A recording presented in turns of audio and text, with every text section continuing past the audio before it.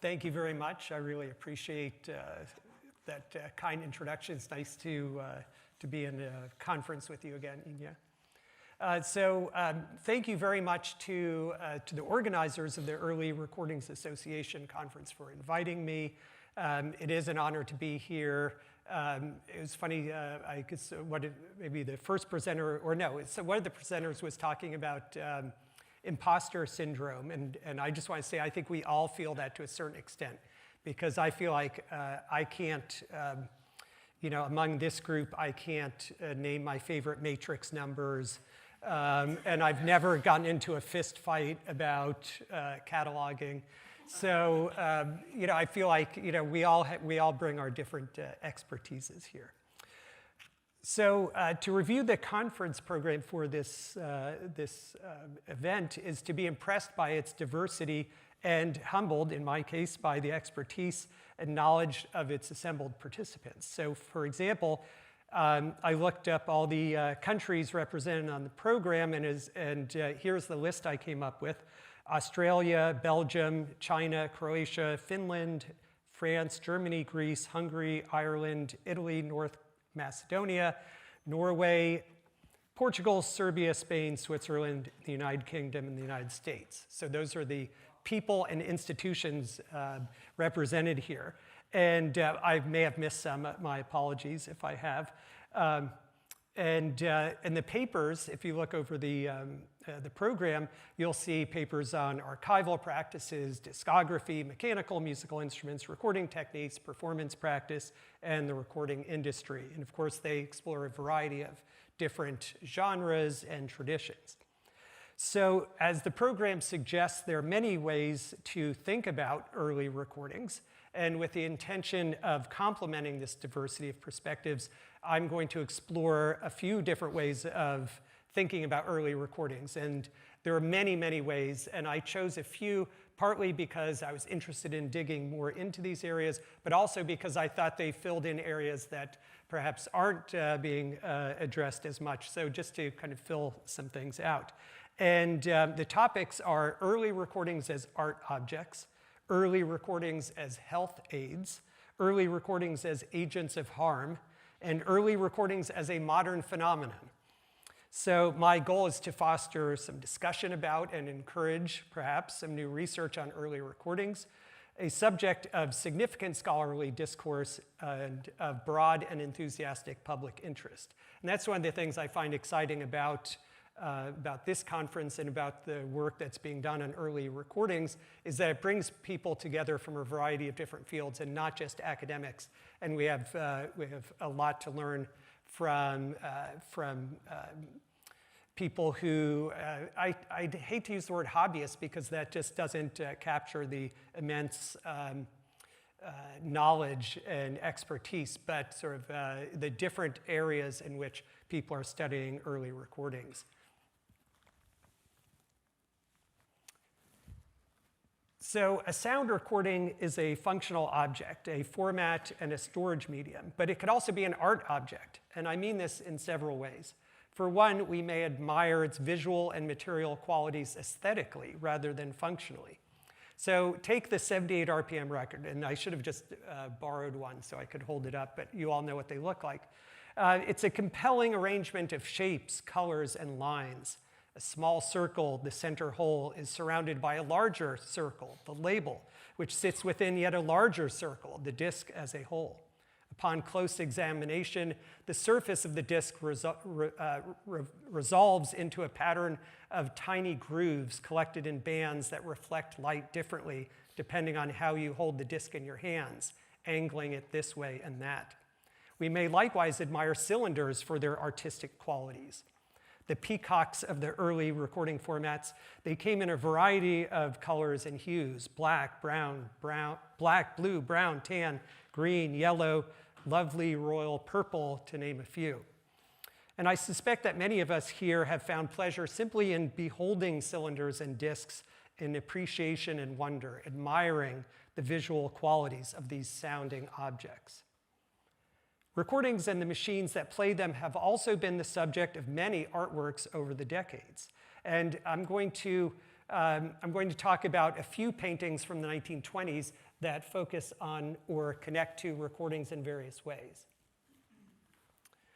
So here we have two paintings, Henri Matisse's Interior with a Phonograph from 1924 and René Magritte's The Menaced Assassin from 1927. Although different in many ways, both feature slightly outdated external horn phonographs and accompanying discs whose presence is rather mysterious. Why did Matisse place the machine at the edge of the frame? What is the relationship to the still life that is the focus of the painting? Magritte's piece was inspired by a 1912 film that was itself based on a set of detective novels. In the film, the assassin listens to a recording of the cries of the woman he has just murdered. Both paintings depict the record as an artifact that preserves traces of human presence. Matisse's disc suggests that the room was recently occupied, full of music and life. Magritte's disc captures moments of death and dying. Both seem to play with the concept of still life, the French term for which is nature morte, or dead nature. In 1927, the same year of Magritte's The Menaced Assassin, the American artist Arthur Dove painted two canvases, Rhapsody in Blue Part 1 and Rhapsody in Blue Part 2. Let me show you these.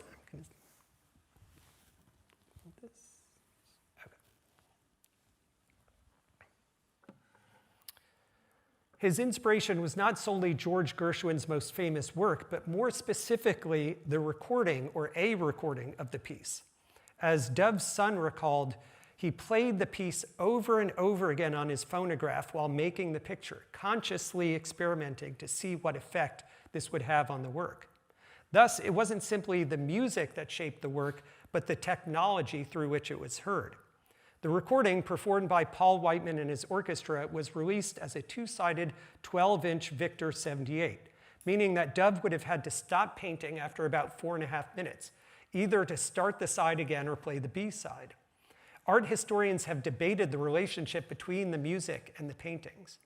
Dove himself made a puzzling statement when he was working on the first canvas. He said, quote, "I feel that it will make people see that the so-called abstractions are not abstract at all. It is an illustration."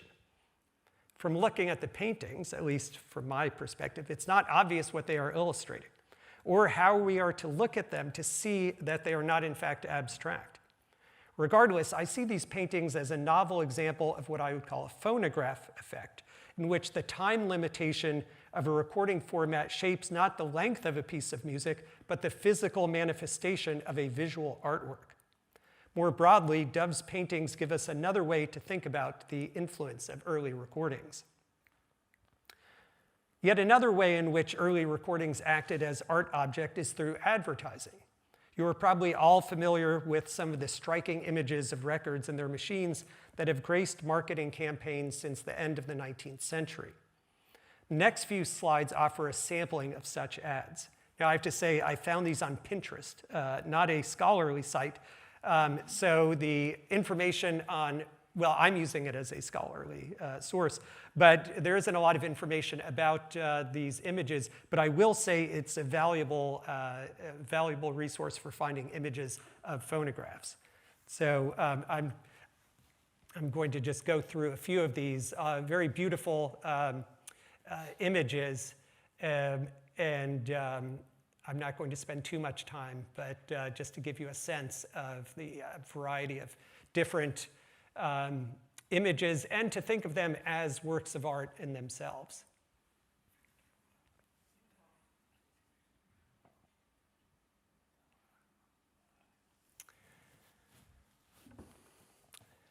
So I'm not aware of much scholarship on the commercial art of the early recording industry, but I think it's ripe for further exploration. For example, it would be worth studying how women are depicted as objects of desire alongside the records themselves, examples of which I've shown in the last few slides and which you could see on these. The objectification of women, alas, is an old and familiar topic, but what might a study of the coupling of women and discs as objects tell us about how marketing strategies in the recording industry tapped into and reinforced gender norms? We should also consider the art of the record cover. This is not a neglected area. There are books, articles, and websites dedicated to this art. Most of the literature, however, focuses on the LP era, and little is scholarly in nature.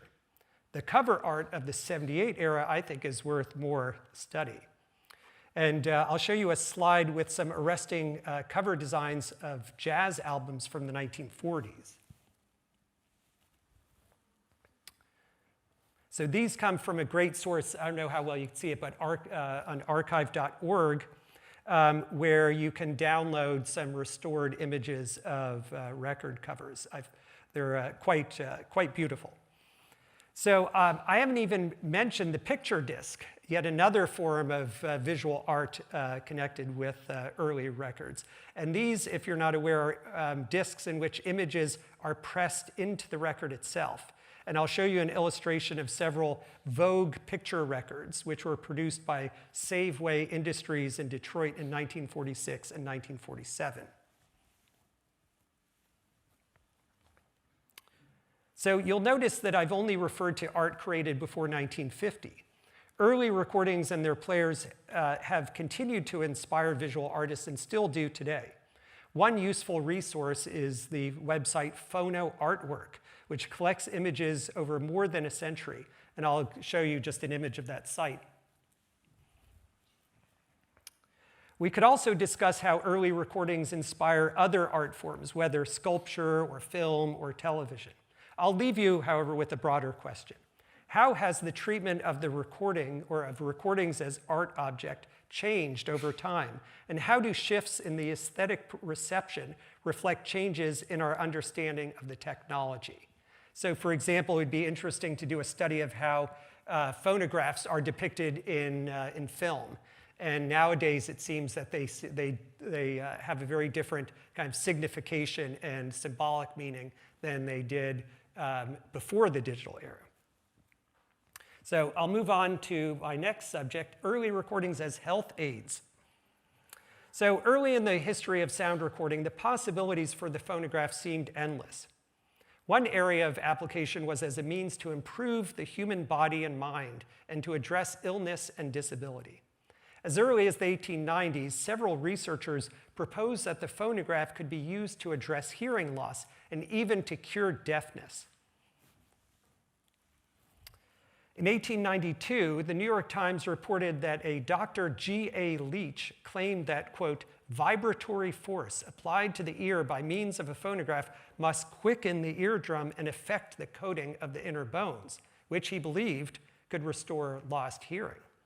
At the first Pan American Medical Congress, held in Washington, D.C. in 1893, Dr. J. Mount Blyer of New York asserted that, quote, the phonograph undoubtedly can be used for the purpose of testing deafness as well as curing such a malady. Dr. George Eliot of Washington, D.C. assessed an approach known as phonographic massage, in which the sounds issued from a cylinder-playing machine could stimulate atrophied muscles and thus repair defective organs. But he was skeptical. I regret to say, he testified, my clinical experience does not bear out these claims.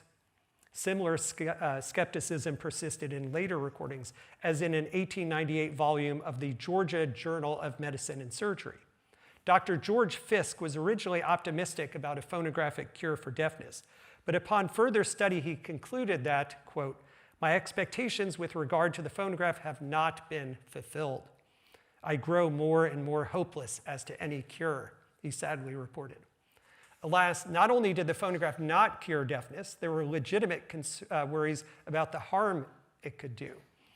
As Patrick Feaster noted in his dissertation, which, by the way, is an inexhaustible resource as far as I'm concerned, some US cities even banned the exhibition of phonographs in the 1890s because of concerns that the use of ear tubes could transmit disease and damage hearing.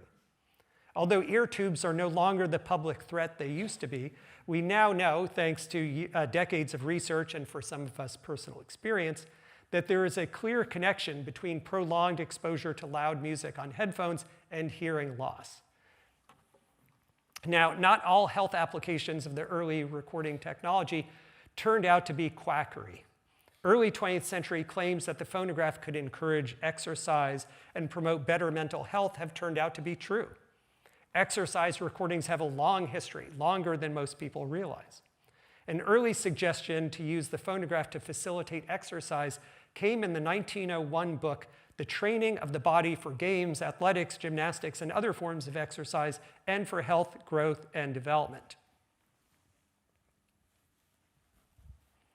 In discussing what might now be called aerobics, the authors conclude, quote, "The lesson which should be drawn from this is to use the metronome or the phonograph during practice exercises. The latter will probably be the best. Of course, its pace can be very easily regulated. Someday, perhaps, a portable phonograph will be invented so as to keep one up to the mark wherever one may be." Imagine what you'd think of people jogging with, with their Walkmen and then iPhones and so on. And on the next slide, I'll cite 3 articles touting the use of exercise from 1915, 1922, and 1940. First, there's light exercises with phonograph accompaniment. The next is keeping fit to music is fun, and new phonograph records to help women in their fight against big hips. And following an age-old formula, these articles use encouragement and shaming, especially when it comes to women's bodies, as motivators. So you think this is new. I mean, it goes way back. Now, phonographs also had a place in early 20th century operating rooms. I'll show you 2 slides that illustrate writings about how recordings were said to work in tandem with anesthesia.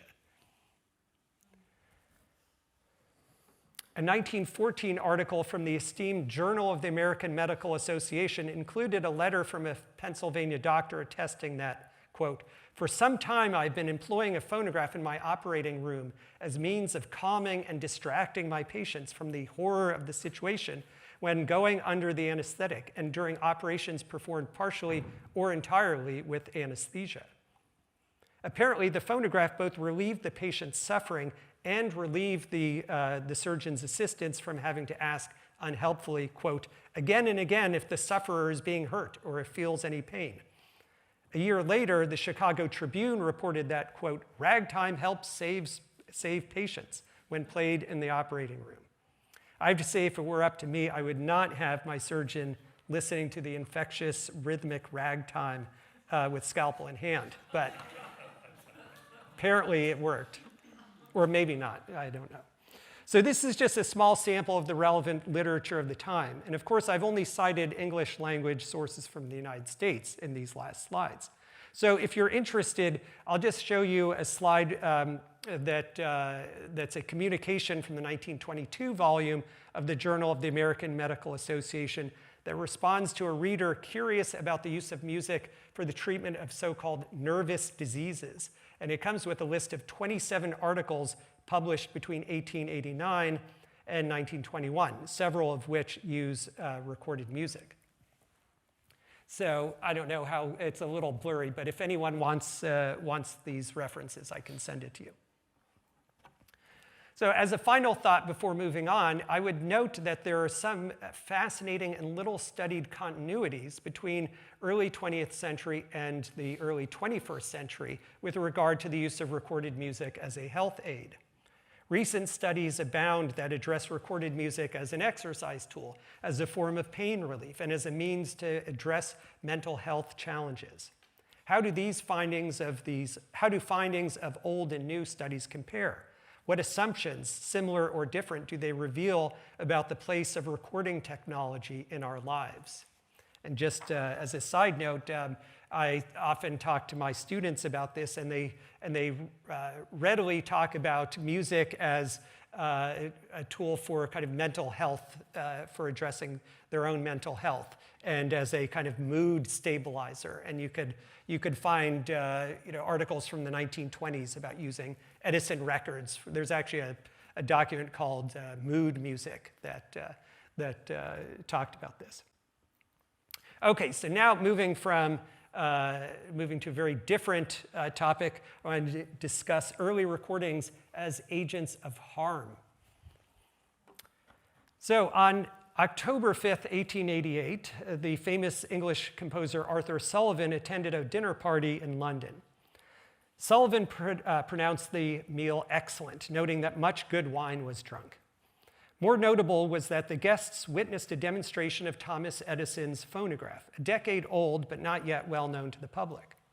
After dinner, Sullivan was encouraged to record his thoughts about his modern marvel, which was captured on a recording horn and inscribed on a yellow paraffin cylinder. Addressing Edison directly, he praised the technology, but also prophesied its future harm. And actually, there is a recording of this, but I will just read it. Maybe I'll try to imitate how he sounded. I shouldn't, but he said, "I am astonished and somewhat terrified at the result of this evening's experiment, astonished at the wonderful power you have developed, and terrified at the thought that so much hideous and bad music may be put on record forever."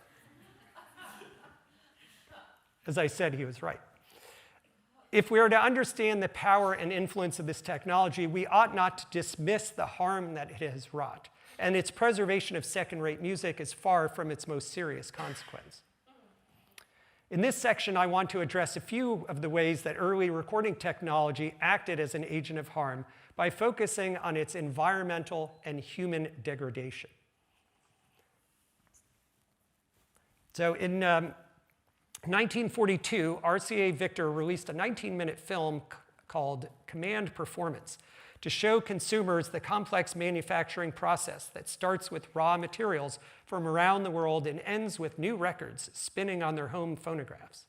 Milton Cross, the famous radio announcer who hosted the Metropolitan Opera's Saturday afternoon broadcasts for 43 years, narrated the film. While workers shovel ingredients into a gigantic mixer, Cross says the following: "The materials that go into the discs you hear at home are gathered from the farthest corners of the earth. One ingredient is the finest shellac obtainable, brought from India. Another resin ingredient is from the East Indies. 18 other ingredients gathered from different places are carefully and accurately weighed to ensure the most exact proportions to make a correct final mixture." Command Performance impressed upon viewers the great lengths to which RCA Victor went to serve its customers. The journey of those 19 different materials from the farthest corners of the earth, however, came at a considerable human and environmental cost. Countless tons of raw material were extracted, transported thousands of miles on huge ships, and mixed in energy-consuming processes, waste and pollution produced at each step. A closer look at shellac, just one of the materials used to make 78 RPM discs, provides a sense of recording's impact. So here's just an image if you didn't already know that shellac comes from the lac beetle. Those are some images of the lac beetle, quite a beautiful creature, right? Or not. So shellac, as I mentioned, it comes from this beetle and is native to India and other parts of South Asia. So there's an article that I found from 1942 from the US journal Foreign Commerce Weekly called "India's Industrial Insects." And I'll read some bits from this. It noted that shellac was adapted to hundreds of uses and was used in watches for making coatings to protect planes and bombs and for instruments of navigation. Among these many uses, one predominated at the time as an ingredient in making phonograph records. And as the article notes, about 1/3 of the tonnage used by us, the United States, in recent years has been used in record manufacture, so that Junior may jive or Grandma may enjoy the melodies of Stephen Foster. But at what cost? Quote, "billions of insects and millions of trees and man-hours of labor." Actually, it was mostly women and children who did this work, laboring in conditions that were known at the time to be dangerous and exploitative. And there's actually a good bit of scholarly research done in this area that I could cite if anybody would like more information. So this exploitation of people and the environment was not simply the unfortunate byproduct of competitive business practices. It was part of the intended functioning of an international order designed by powerful nations to exploit the resources of the less powerful. In other words, imperialism. As musicologist Sergio Ospina Romero argues in his forthcoming book, Talking Machine Empires, the early history of the recording industry is primarily a history of imperial entitlement.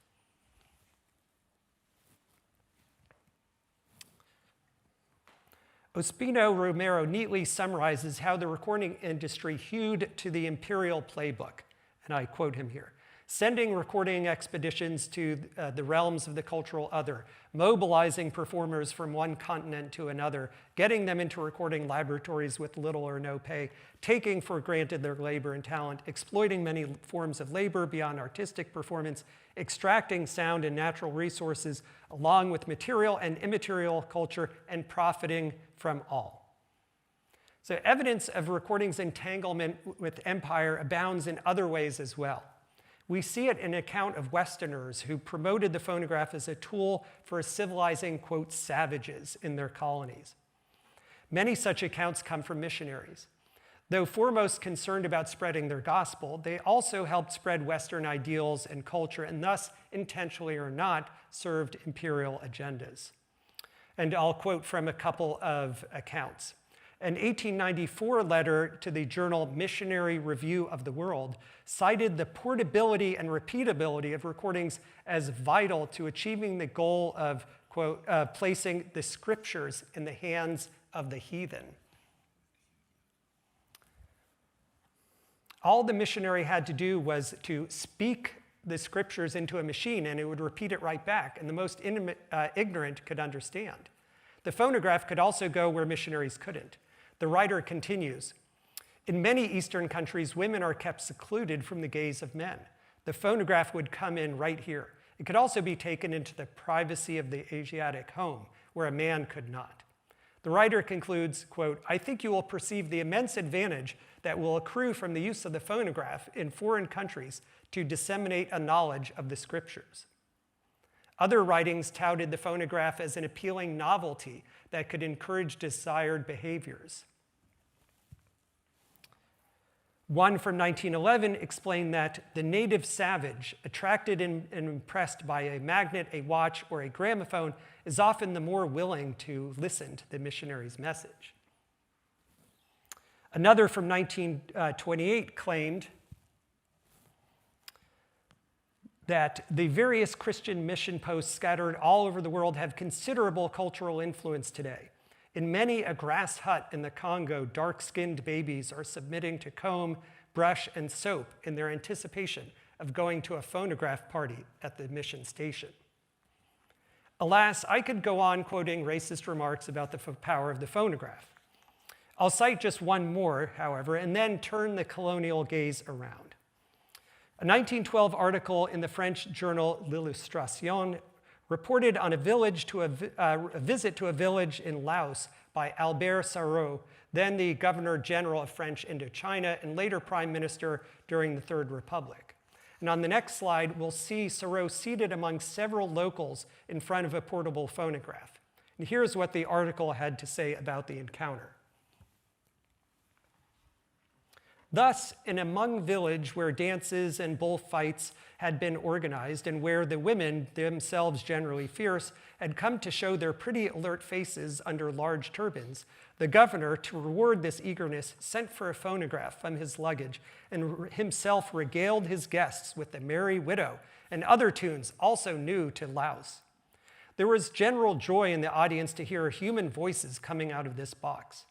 After having tried for a moment to understand this miracle, the Hmong accepted this without showing any other emotion, judging it beyond their understanding, a mystery they were incapable of unlocking. This is one of many accounts of its kind that illustrate phonographic first encounters. As is typical, the local population is described as naive, uncivilized, and superstitious, implicitly drawing a distinction with the sophisticated civilized Westerners. Also typical is that such depictions make evidence-free assumptions about the thoughts and attitudes of the other. Based on what does the writer know of the emotional state of the Hmong listeners, or that they had judged the so-called miracle beyond their understanding? Such accounts are not only prejudiced, but hypocritical. Indeed, Western listeners often responded with awe, incomprehension, and confusion when first encountering recorded sound. And I'll quote from Erica Brady's book, A Spiral Way. She noted that the reaction to the phonograph among technologically sophisticated mainstream Americans was anything but blasé, and the initial impact of the machine upon them manifested itself in patterns precisely parallel to those remarked upon in the humorous fictional or factual accounts of first encounters with the phonograph in groups designated outsider or primitive. So with this in mind, I want to imagine a colonialist interpretation of the way that the people of the United States responded to early recording technology. And it might go something like this. Among the primitives of the so-called United States of America, there persists a strange superstition about the phonograph. Remarkably, when presented with this modern marvel, they conclude that the only explanation for what they are witnessing is that tiny musicians must inhabit the phonograph, playing on command whatever its owner wishes. Consider just a few documents supporting this finding.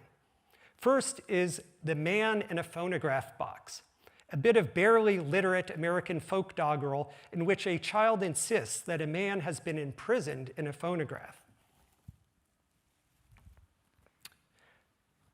I tried, and this is a quote from the last stanza, I tried to get a look at him, so when Pa made him sing, I peeked through his speaking tube but couldn't see a thing.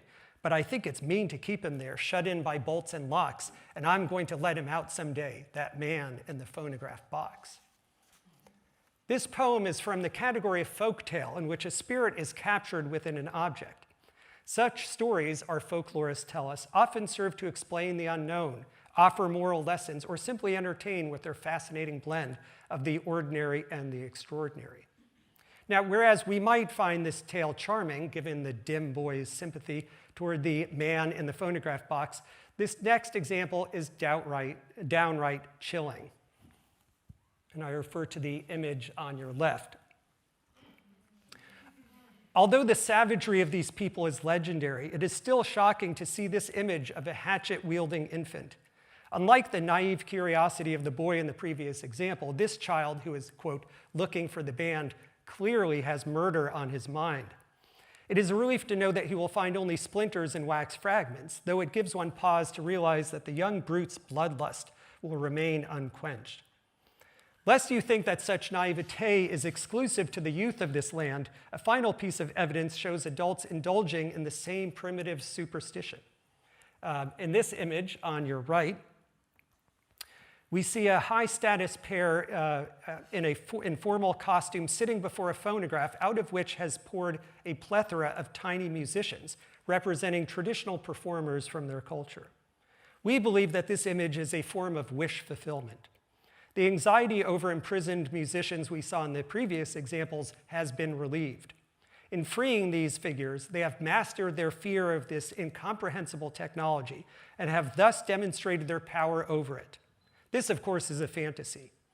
One day, perhaps, these famously fierce and unsophisticated savages will evolve toward a more civilized, enlightened engagement with modern technology. For now, the phonograph remains beyond their understanding, a mystery they are incapable of unlocking.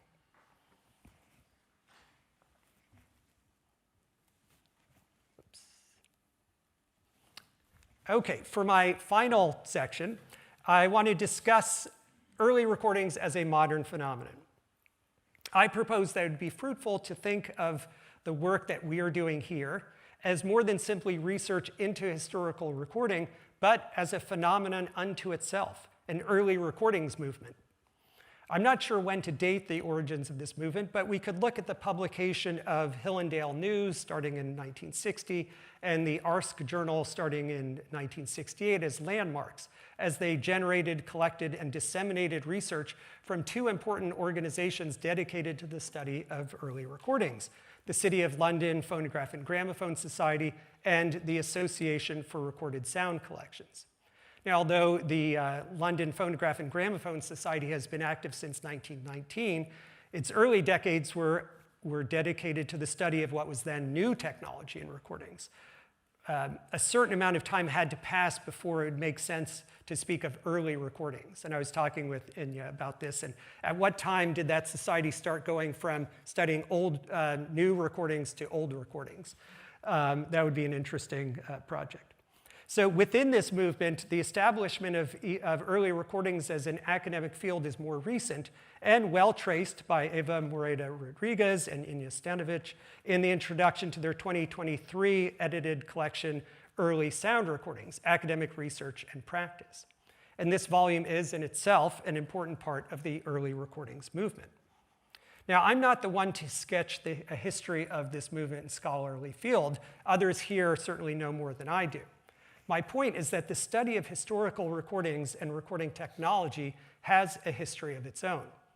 In some ways, we could look to the early music revival as a parallel phenomenon, one that developed a distinct culture of its own, reflected contemporary ideals and values, and exerted and continues to exert influence in the modern day. This topic is too big to cover in the space I'm giving it, so I'd like to propose two ways of studying the early recordings movement. The first is early recordings as community. What I mean by this is that communities have formed around early recordings. This happens at gatherings of the London Phonograph and Gramophone Society, the ARSC conferences, and here, of course, as well as many other informal gatherings and formal conferences. Community can also be found in the virtual realm, and I'm sure some of us here belong to or participate in various online groups, whether on Facebook, Reddit, or elsewhere. And I'll show you a slide. I just went looking for groups that coalesce around early recordings and found many. There are just dozens of these on Facebook and also Reddit. And through this research, I found a group of just North Carolinians interested in early recordings. So I joined that right away. And actually, I didn't double the population. It's actually pretty substantial. Now, I would suggest that we can learn a good deal about why early recordings matter by observing and contemplating the work of and discourse generated by these communities. What motivates these groups? What values and norms arise in these groups, and how are they articulated and enforced? What animates the debates and disputes within them? Perhaps this has been done or is being done, but I think ethnographic research of these communities would be fascinating and instructive.